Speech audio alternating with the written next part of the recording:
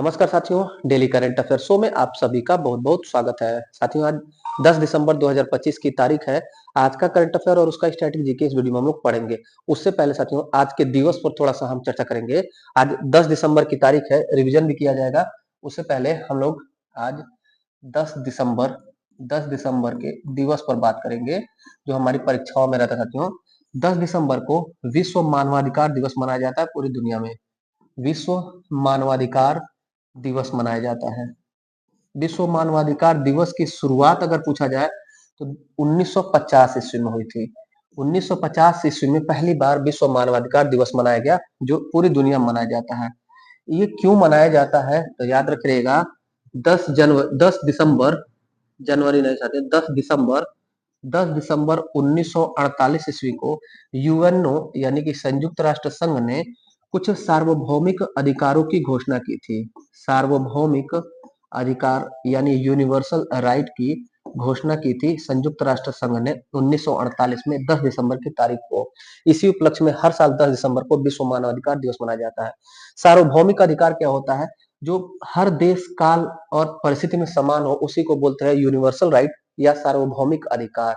मतलब हमारे देश भारत हो, चाहे ऑस्ट्रेलिया हो, चाहे चीन हो, चाहे अमेरिका हो, किसी भी देश में जो नागरिकों का, व्यक्तियों का मूल जो अधिकार होता है, उसको यूनिवर्सल राइट कहते हैं। हालांकि साथियों, जो फंडामेंटल राइट होता है, मौलिक अधिकार होता है, वो हर देश के संविधान के अंतर्गत तय किया गया फंडामेंटल राइट होता है। साथियों, कल के करंट अफेयर का क्विक रिवीजन हम कर लेते हैं। कल आपसे पहला प्रश्न पूछा गया था, दूसरे तिमाही में देश में इंटरनेट यूजर की संख्या कितने प्रतिशत बढ़ी? उत्तर था 1.49%। दूसरा प्रश्न पूछा गया था, कर्मचारियों को डिजिटल थकान से बचाने के लिए लोकसभा में किसने राइट टू डिस्कनेक्ट बिल 2025 पेश किया? उत्तर होगा एनसीपी सांसद सुप्रिया सुले ने। तीसरा प्रश्न था, रक्षा मंत्री राजनाथ सिंह ने कितने सीमा बुनियादी ढांचा परियोजनाओं का उद्घाटन किया? तो उत्तर हो जाएगा 125। 125 ये बीआरओ इसका डेवलपमेंट करेगी। चौथा प्रश्न पूछा गया था, हाल ही में रोमन गोफमैन को मोसाद का चीफ नियुक्त किया गया। मोसाद किस देश की खुफिया एजेंसी है? उत्तर इजराइल। दुनिया की सबसे तगड़ी जो एजेंसी है, खुफिया एजेंसी साथियों, मोसाद इजराइल की है। पांचवा प्रश्न था, आरबीआई ने कितने रुपए से ओएमओ की खरीदारी की? उत्तर था 1 ट्रिलियन। 1 ट्रिलियन ये रुपया है। 1 ट्रिलियन रुपया से ओपन मार्केट ऑपरेशन आरबीआई करेगी, ताकि मार्केट में तरलता है। छठा प्रश्न पूछा गया था, भारत में डिजिटल इंडिया को बढ़ावा देने के लिए डिजिटल पासपोर्ट वेरिफिकेशन सुविधा किसने शुरू की? तो उत्तर होगा इलेक्ट्रॉनिक्स और सूचना प्रौद्योगिकी मंत्रालय और विदेश मंत्रालय यानी कि सी। उपयुक्त दोनों ने जो पासपोर्ट का वेरिफिकेशन होता है, उसको ऑनलाइन डिजिटल करने के लिए एक समझौता किया और योजना बनाया। अगला प्रश्न था, देश में 5 वर्ष से कम उम्र के कितने प्रतिशत बच्चे छोटे कद और कुपोषण के शिकार हैं? तो उत्तर होगा 34%। हमारे देश में आज भी 2025 दिसंबर 2025 तक 5 वर्ष से कम आयु के 34% बच्चे छोटे कद और कुपोषण के शिकार हैं। अगला प्रश्न था, किस देश ने रेलोस समझौते की पुष्टि की? तो उत्तर था भारत और रूस के राष्ट्रपति वर्तमान में हमारे देश की यात्रा पर, तो वही समझौता हुआ। ये था साथियों कल के करंट अफेयर का क्विक रिवीजन। अब पढ़ते हैं आज का करंट अफेयर। आज का पहला प्रश्न है, नरसंहार अपराध के पीड़ितों की स्मृति और सम्मान का अंतर्राष्ट्रीय दिवस मनाया जाता है। तो हर साल 9 दिसंबर को एक स्मृति दिवस है। नरसंहार अपराध में जो पीड़ित हैं, उन्हीं की स्मृति और सम्मान में 9 दिसंबर को दिवस मनाया जाता है। डिटेल देखिएगा। डिटेल साथियों, 9 दिसंबर को नरसंहार यानी जेनोसाइड की भयानक घटनाओं में जो पीड़ित हैं, उन्हीं की स्मृति में दिवस मनाया जाता है, जिसकी शुरुआत हुई थी 2015 में। किसने किया था? तो संयुक्त राष्ट्र संघ की महासभा ने किया था। दूसरा प्रश्न है, देश में वित्तीय समावेशन के लिए प्रधानमंत्री जन धन योजना की शुरुआत कब हुई? उत्तर होगा साथियों ए 2014। 2014 में 28 अगस्त 2014 को हमारे देश में प्रधानमंत्री जन धन योजना की शुरुआत होती है। यहाँ क्यों पूछा गया है गुरुजी ये प्रश्न? प्रश्न इसलिए पूछा गया है कि अभी हाल ही में एक रिपोर्ट प्रकाशित किया गया है प्रधानमंत्री जन धन योजना का, कि क्या प्रोग्रेस है इसका। पहली बात याद रखे रहेंगे, ये साथियों वित्तीय समावेशन के लिए यानी फाइनेंशियल इंक्लूजन के लिए, हमारे देश में लोगों का वित्तीय समावेशन हो सके, इसके नाते प्रधानमंत्री जन धन योजना की शुरुआत 28 अगस्त 2014 को हुई थी। रिपोर्ट और डिटेल देखते हैं। देश में 28 अगस्त 2014 को पीएम जनधन योजना की शुरुआत हुई, जो फाइनेंस मिनिस्ट्री या वित्त मंत्रालय के अंतर्गत आता है ये योजना, जिसमें कुल जमा राशि दिसंबर 2025 तक रिपोर्ट के अनुसार 2.74 लाख करोड़ रुपए हो गए हैं। यहाँ अगर पूछा जाए कि ग्रामीण और छोटे शहरों में कितने अकाउंट खोले गए हैं, तो 78.2% अकाउंट ग्रामीण और छोटे कस्बों, छोटे शहरों के हैं। अगर महिलाओं का खाता प्रतिशत पूछा जाए तो 50% जो अकाउंट है वो सिर्फ महिलाओं के हैं, 50% महिलाओं के अकाउंट है। फिर से देख लीजिएगा डाटा को, 2.74 लाख करोड़ रुपए जमा हो गए अभी तक, और 78.2% खाता ग्रामीण और छोटे शहरों का है, और 50% जनधन अकाउंट महिलाओं का है। तीसरा प्रश्न है, 11वां भारतीय अंतर्राष्ट्रीय विज्ञान महोत्सव IISF 2025 का आयोजन कहाँ शुरू हुआ? उत्तर होगा पंचकुला। पंचकुला हरियाणा का एक शहर साथियों, वहीं पर एक सम्मेलन, एक महोत्सव का आयोजन हुआ है। ये सम्मेलन महोत्सव से प्रश्न है, 11वें क्रम का भारतीय अंतर्राष्ट्रीय विज्ञान महोत्सव इंडियन इंटरनेशनल साइंस फेस्टिवल 2025 का आयोजन हुआ पंचकुला हरियाणा में। डिटेल देखिएगा, 6 से 9 दिसंबर को पंचकुला हरियाणा में 11वां भारतीय अंतर्राष्ट्रीय विज्ञान महोत्सव 2025 हुआ, यानी 6 से 9 कल समाप्त हो गया ये साथियों। इसका थीम पूछा जाए तो विज्ञान से समृद्धि फॉर आत्मनिर्भर भारत, ये थीम था। पूछा जाएगा 11वां भारतीय अंतर्राष्ट्रीय विज्ञान महोत्सव का थीम क्या था, तो विज्ञान से समृद्धि फॉर आत्मनिर्भर भारत। इसका उद्देश्य, इस सम्मेलन, इस महोत्सव को कराए जाने का उद्देश्य क्या रहता है, तो आत्मनिर्भर, ज्ञान आधारित और नवाचारी भारत का निर्माण करना।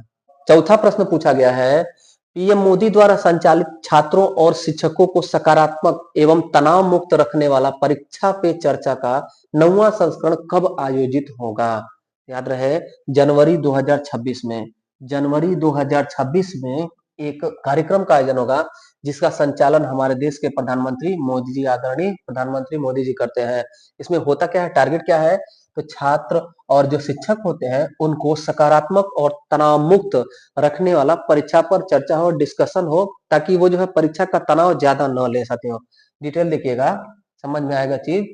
जनवरी 2026 में परीक्षा पे चर्चा पहल का आयोजन होगा, जनवरी 2026 में। इसकी शुरुआत कब हुई थी, तो पहली बार यह 2018 में शुरू हुआ था। प्रधानमंत्री इसमें क्या करते हैं, सीधे स्कूल के जो छात्र होते हैं, शिक्षक होते हैं और गार्जियन, अभिभावक होते हैं, उनसे परीक्षा संबंधी आम जो चुनौतियां होती है उस पर बातचीत करते हैं। इसके लिए साथियों इस वर्ष का पंजीकरण, रजिस्ट्रेशन का डिटेल आप नोट कर रहिएगा, एग्जाम में भी आ सकता है। अगर कोई अवेयर है, जागरूक है, आवेदन करके इसमें शामिल होना चाहता है तो शामिल भी हो सकता है।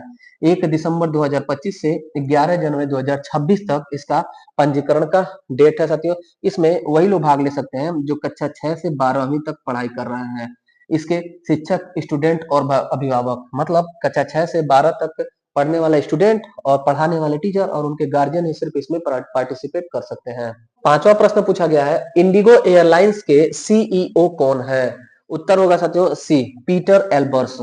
पीटर एल्बर्स हमारे देश की एयरलाइन कंपनी है इंडिगो एयरलाइन, उसी के वर्तमान में सीईओ है। सीईओ का फुल फॉर्म होता है चीफ एग्जीक्यूटिव ऑफिसर, मुख्य कार्यकारी अधिकारी। देखिएगा, भारत की सबसे बड़ी और लोकप्रिय एयरलाइन कंपनी है इंडिगो, इसी के सीईओ हैं नीदरलैंड के पीटर एल्बर्स। क्यों पूछा गया, चर्चा में क्यों है, तो पिछले 10 दिनों से साथियों, 10 दिनों से इंडिगो के फ्लाइट कैंसिल हो रहे हैं और उनकी फ्लाइट देरी हो रही है। देरी और कैंसिलेशन के कारण यह चर्चा का विषय बना हुआ है। आप कहीं न कहीं सोशल मीडिया पे देखे होंगे, बहुत सारे यात्री परेशान हैं, उनको बोर्डिंग पास दे दिया गया, उनका लगेज जमा कर लिया गया, न वो बेचारे फ्लाइट से अपने गंतव्य पे जा पा रहे हैं, न वहां से वापस अपने घर पे जा रहे हैं। ये स्थिति अभी 10 दिनों से बनी हुई, इस नाते इंडिगो कंपनी चर्चा में है। तो हमसे एग्जाम में पूछा जाता है इंडिगो के सीईओ कौन है, तो याद रखिएगा नीदरलैंड के पीटर एल्बर्स। छठा प्रश्न पूछा गया है, कर अनुसंधान हेतु टैक्स प्रज्ञा एआई प्लेटफॉर्म किसने बनाया? टैक्स प्रज्ञा, ये याद रखेंगे हम, टैक्स प्रज्ञा का संबंध किससे है, तो टैक्स रिसर्च से है। एआई प्लेटफॉर्म है, निर्माण किया डिलाइट कंपनी ने। किसने किया? डिलाइट कंपनी ने। डिलाइट कंपनी ने टैक्स के रिसर्च करने के लिए, नवाचार के लिए टैक्स प्रज्ञा नामक एआई प्लेटफॉर्म को डेवलप किया है। डिटेल देखिएगा, 9 दिसंबर 2025 को डेलॉइट इंडिया शाखा ने, डेलॉइट अमेरिकी कंपनी साथियों, इसी की इंडिया शाखा यानी डेलॉइट इंडिया ने टैक्स प्रज्ञा नामक एक एआई पावर्ड प्लेटफॉर्म लॉन्च किया, जिसका उद्देश्य है टैक्स नीति और अनुसंधान को समझना। जो नए टैक्स पॉलिसी गवर्नमेंट के द्वारा बनाए जा रहे हैं या टैक्स से रिलेटेड जो अनुसंधान और नवाचार है उसी चीजों को समझने के लिए टैक्स ऑफ प्रज्ञा को डेवलप किया गया है डेलाइट इंडिया कॉर्पोरेशन के द्वारा, कंपनी के द्वारा। सातवां प्रश्न पूछा गया है, विश्व प्रसिद्ध वास्तुकार फ्रैंक गेहरी का निधन हो गया, इनका संबंध किस देश से है? उत्तर होगा ए कनाडा। कनाडा देश के वास्तुकार फ्रैंक गेहरी का अभी हाल ही में डेथ हो गया साथियों। इन्होंने अमेरिका और फ्रांस, यूरोप समेत कई जगहों पर विश्व प्रसिद्ध इमारतों का डिजाइन प्रस्तुत किया था, दिया था। ये प्रसिद्ध आर्किटेक्चर वास्तुकार साथियों फ्रैंक गेहरी, इनका डेथ हो गया, निधन हो गया। डिटेल देखिएगा। अमेरिकी क्रांतिकारी वास्तुकार फ्रैंक गेहरी का निधन 96 वर्ष की आयु में हुआ।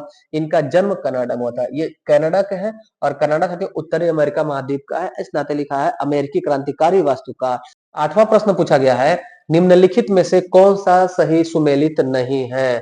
यहाँ साथियों पुस्तक दिया गया और उसके लेखक, करेंट का यह पुस्तक है। विश्व प्रसिद्ध पुस्तकें हैं, दिसंबर 2025 में प्रकाशित होंगे। द रॉन्ग वे होम, इस बुक के लेखक सोनाली खुल्लर, ये ऑप्शन हमारा सही है। रुक्मणी आंटी एंड द के are Narayan, are K Narayan, Sita Bhaskar की पुस्तक है, ये भी सही ऑप्शन है।